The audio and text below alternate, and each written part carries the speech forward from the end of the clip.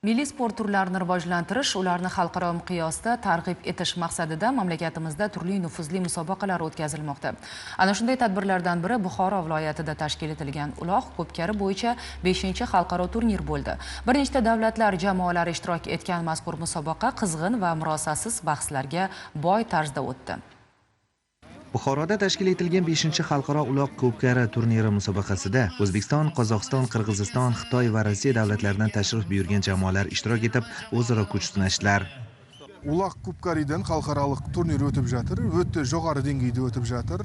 Uloq ko'pkari turniri bellashuvlari juda yuqori darajada bo'lib o'tayapti. Biz bugun Buxoroda bo'lib o'tayotgan musobaqaga asosan yosh tarkibni olib kelganmiz. Bu avvalo ularning tajribasi ortishiga xizmat qiladi.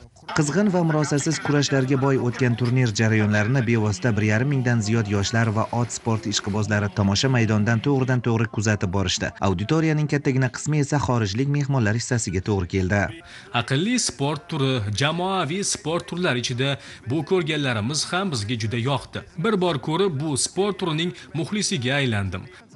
Menga bu sport turi juda qadimiy ekanini aytishdi. Qoyil qolish kerak. Ajdodlar merosini keng targ'ib qilishda bunday musobaqalar katta ahamiyatga ega deb o'ylayman. 2 kunlik turnir davomida maydonda haqiqiy sport kurashi, jasorat, epchillik va chidamlilik namoyon bo'ldi. Mazkur musobaqa nafaqat sport bellashuvi, balki milliy qadriyatlarimizni targ'ib etuvchi muhim madaniy tadbirga ham aylandi. O'zim poygalarga juda qiziqaman. Ko'pkari haqida ham eshitganman, biroq bugun ajoyib bellashuvlarga guvoh bo'ldim. Bizga bu sport turining tarixi haqida aytib berishdi. Yakuniy natijalarga ko'ra 3-o'rin O'zbekiston jamoasiga, 2-o'rin Qirg'iziston va 1-o'rin Qozog'iston jamoalariga nasib etdi. G'olib va sovrindorlar munosib taqdirlandi. Madrahim Turdiyev, Abdulla Rajabov, Buxoro.